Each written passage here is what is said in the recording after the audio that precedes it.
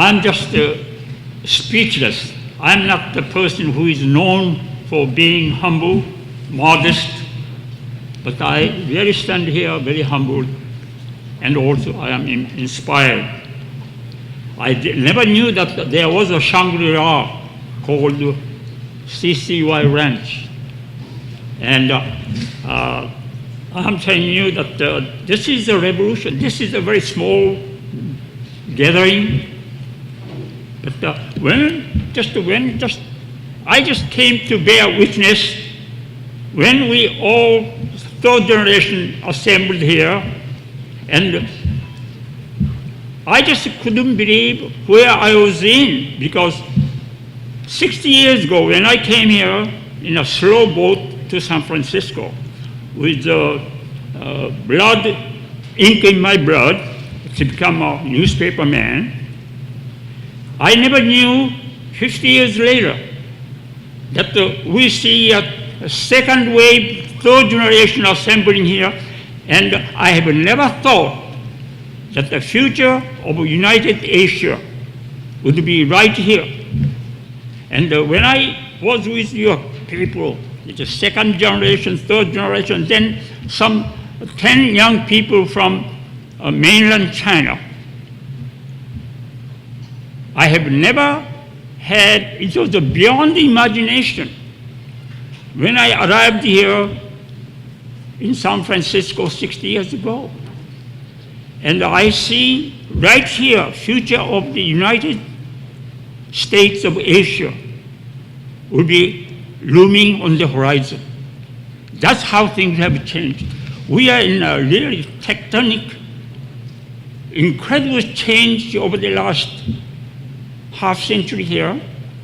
And I'm just telling you that I've been instructed by Mary Tom, who is one of the most enduring Asian American women power in the state capitol. He just told me this way, that this conference to inspire young Asian American professionals to not only succeed as the professionals and individuals, but also to understand the principle of the giving back to one's larger community and to make a difference. And that's what our ancestors came here to make a better world for us. And that is a very important task, because we are in a very dangerous times here. And when I see CCY, I see a beginning of a new revolution in America.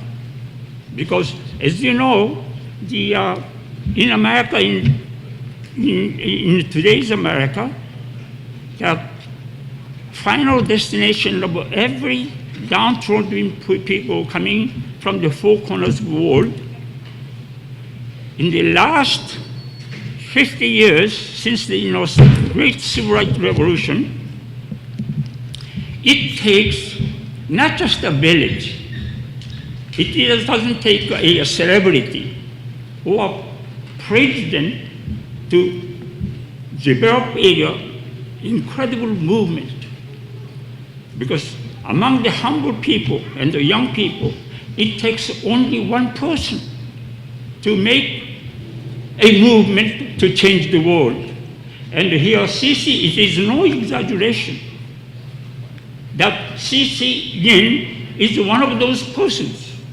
That, believe me, because you are looking at probably the first Asian immigrant to be hired by a mainstream newspaper in this nation of immigrants. And that was in 1956, almost 100 years after that all the young Chinese single men came as a surrogate slaves to the Gold Mountain. And what I'm telling you is that this is very interesting. CCY is the true revolutionary for those Asian immigrants who are coming as a second wave. And at a very important time, we are facing a rising anti-immigration hysteria, also festering inter-ethnic conflict in the seething, volatile inner cities of America. And it is very important that, the CC will represent one of those one person who are coming as a second wave, as like these are the people who come because of the 1965 immigration law, which opened equality to all the to open the flood from the Asian continent. And it is very important that back in the 1950s, it was one old retired lady, tired old black lady who refused to give seat to a white man in a Jim Crow bus in the Jim Crow South. But that sparked the incredible movement among high school kids and the black kids. Believe me, you are looking at the first Asian reporter in the white paper who covered the great civil rights movement in the South. And I have watched all the young people, and all that's why we have Martin Luther King. But because of that, the civil rights movement of the 60s, that we shall overcome, will cross the 1,000 miles to the Bay Area right here in San Francisco. And that we shall overcome, reawaken all the young people, Chinese, Japanese, Korean, and Filipino. And that was why there was a second revolution. But what I'm trying to tell you is this, that reason why, excuse me. And I came to bear witness, ever since I came as the first Asian immigrant, I came to bear witness to what American mainstream media have done to our Asian exodus to the Wild West here. And from the day the Chinese Americans came, that every labor union, every newspaper in California, and almost every progressive party were instrumental to not only exclude, but to try to eliminate any wave from the Asian immigrants. And that's why it's very important that, we have to really understand. And, excuse me, do you have some water here?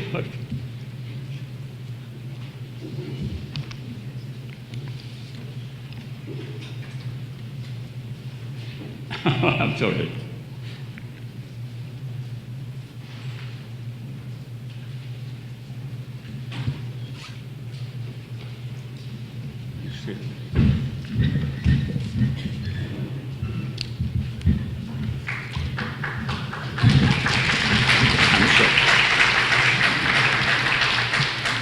But I have to say now 20 minutes, but I have to come to the conclusion right away. But what I'm trying to say, my friend, is this, that more than a century ago, the imperialist poet, writer, Rudyard Kipling penned this poem in regard to East-West, in the Ballad of East and West. He said, East is East, West is West, never the twain shall meet, until the earth and the sky stand presently at the God's judgment seat. In other words, that first stand simply to describe the fate of Asian Americans in America in the last century, even until the end of the World War II. That means the Asian Americans, first Chinese, then Japanese, then who came as the surrogate slaves to replace Japanese, Chinese and Japanese, the Filipinos, then Koreans. They have been systematically excluded, not just segregated as black people, but excluded from the market of ideas and the goods. When I look back, when we stand here, just like in a peaceful gathering, but I must have to pay a tribute to those who came here from China, Japan, Korea, Philippines, that they came with absolutely nothing, and also with absolutely nothing with the language and the culture. Yet they have endured unendurable for centuries, because every trade war, every hard times, every war in Asia, the media, American media, especially in California, also every labor union, as I said, every newspaper in California, and every progressive party up to the end of the World War II have been instrumental in excluding the Asian Americans. Yet I must have to pay a tribute, because every Chinese who came, they have done their best under the most darkest hours. They challenged every racist laws. If you look at the Supreme Court decisions, all these unscrewed single Chinese man to pick up every major resistance done by Chinese all alone. Then came Japanese, then the Filipinos. But if you look at every newspaper, for instance, San Francisco Chronicle, that's owned by De Young, San Francisco Examiner, and it's a chain host of papers, and the McClatchy newspapers, run by V.S. Valentine S. McClatchy.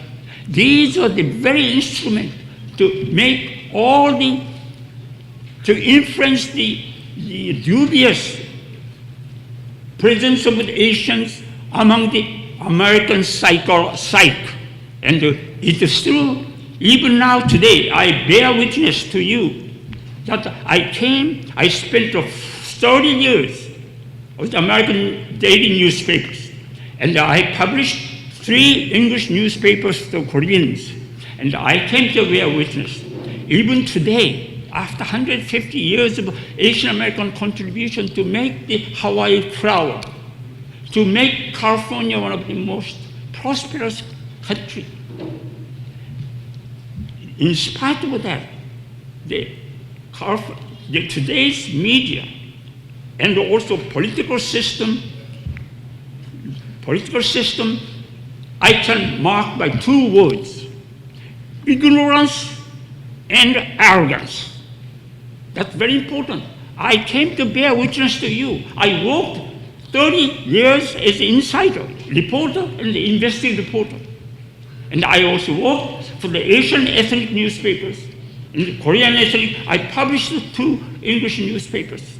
But I'm telling you that the East and West is still great divide.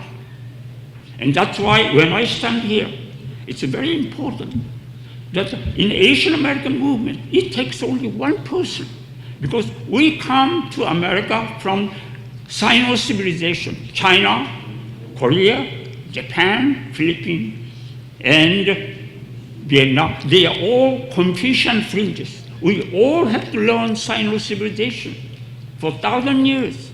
But we come with that great heritage. That means family, ancestor worship, pursuit of education, and work ethics, day in, day out work. I can see these heritage kept our blind, half-deaf, and help new to Asian Americans to survive the most incredible anti-Asian century in this wild America here. And that's why, my friend, I tell you that we are what I'm just saying to you, my friend, is this, that we, at this moment of time, this makes the difference, man. We are literally, the Asian and all the world is going through a tectonic, the digital revolution that never imagined before. And you, although you are looking at me as the first Asian reporter working for Mainstream, and the first Asian reporter hired by California newspaper with a full beat on covering the Asians and other minorities. I have written hundreds of articles about the Chinese, Japanese, Filipinos, Koreans, and Indians here. And I have nothing but a great admiration and reverence.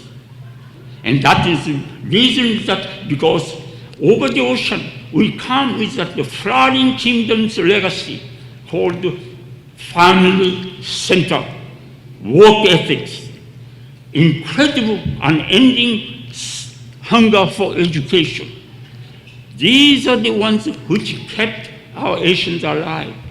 Yet we are coming with another very sad, very heavy cultural baggage. That is what I call the dark side of the Confucian heritage. That is that the patriarchy, hierarchy, patriarchy, and the disdain of working people, and also the family center. All the outside people are strangers outside center, and also pursuit of titles and degrees. And we can see now the rise of neo-mandarins and the techno-mandarins are emerging among our best and brightest of our children, our grandchildren, who are going to the best of the universities, best of the institutions. Yet, from my coverage of Asian America over the last 20 years, I am sorry to say that they are characterized by disinterest, disengagement, and the disconnect from those who came late and who have to eke out a very dangerous living in the killing fields of American inner cities. And because of their obsession with their title, faith, and they literally formed a new Mandarin class among the struggling Asian communities. Look at here. CCY is a very precious one person. And because, but what I'm trying to say is that because only one person makes the difference, as I said, because I am also came to witness to you, my friend, that I'm going to leave you. I have so much to say, but I just have to say this, okay? Excuse me. The title is Asian Americans Have Come Together for the First Time in 1977. It's very late, but what happened is this, that in the reawakening of 1970s, we shall overcome fever from the South, the civil rights movement in the South has spread to the anti-Asian apartheid California, thousands of miles away. It took a Japanese-American girl named Ranko Yamada, along with her youthful cohort, among Chinese and Koreans and Filipinos. They have launched the first nation's Pan-American, Asian American coalition movement to free an innocent Korean street kid on death row for a 1973 San Francisco Chinatown gangland killing he did not commit. And what happened is, at my twilight year of 86, this fresh off the boat from Korea cannot help but indulging in admiration for brave band of the third generation Asian Americans, namely Japanese, Chinese, and Korean activists, along with a handful of the entrepreneurs from Bay Area to Los Angeles to New York, even across the ocean. And almost overnight, this vanguard in their teens and 20s literally broke the ethnic barrier that has trapped all these years the disparate, isolated Asian American immigrant enclaves, Chinatown, Koreatown, Japantown, Filipino town, in their own tribal nationality box throughout their invisible subterranean journey to the Yellow Peril West. In other words, only in 1977, this handful of Japanese, Chinese, and Korean activists, led by Ranko Yamada, who is the Japanese American, and there was no love lost between Koreans and Japanese or Chinese. Yet, this third generation Japanese girl inspired me to save myself as a Korean. That's why I spent 6 years writing about this Chochuri guy. But what I'm trying to tell you is that Chochuri is nothing new. That all the Asian Americans have been controlled by the law enforcement system, which is ignorant and arrogant. But just come to the conclusion. At last, what happened was this, that cosmic telepathy was at work at these days, American-born coalition builders, there to recall reaching out to all the outside world from every walks of life. That's how the movement occurred. At last, Asian Americans have come together for the first time. Some historians call it the first successful Pan-Asian American coalition movement in American history. 3 decades ago, one March morning, death row inmate Chochuri, most of his 10 years in isolation black hole, walked out as a free man, only to face storm-tossed life ahead. Looking back, in awe, I remained fully blessed during my 6-month foray into shadowy Chinatown in 1997. As a reporter, I run into, but anyhow, come back to what I'm telling you is this makes every one of you a reporter, editor, publisher. You can lead with this. This changed whole game. We are now, everybody here is a reporter, publisher, and a promoter, and advocate. So that's why I am just telling you, you have an incredible future here. And I have to stop yanking out this. Thank you.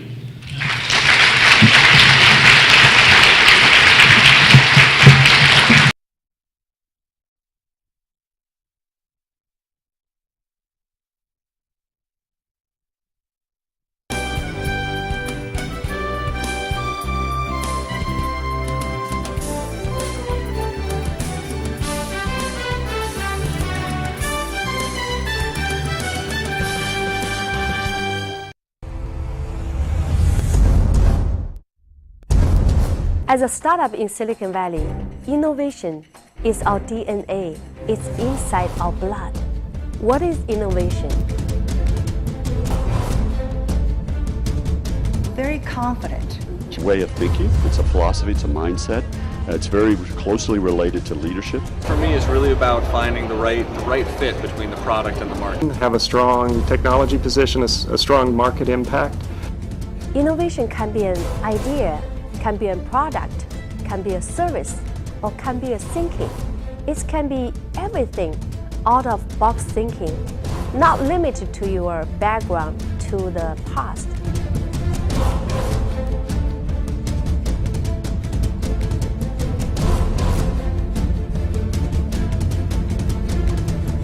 Welcome to Innovation Dialogue. I'm Diana Ding, and today we are going to talk about Cloud Festival. Today we have Carrie Davis, and she's here to share her story, which is so inspiring.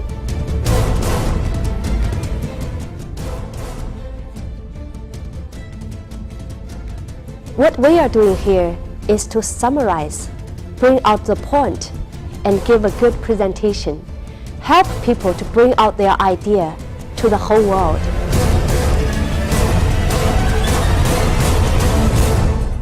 It's very important to be able to spot human talent and to be a good leader.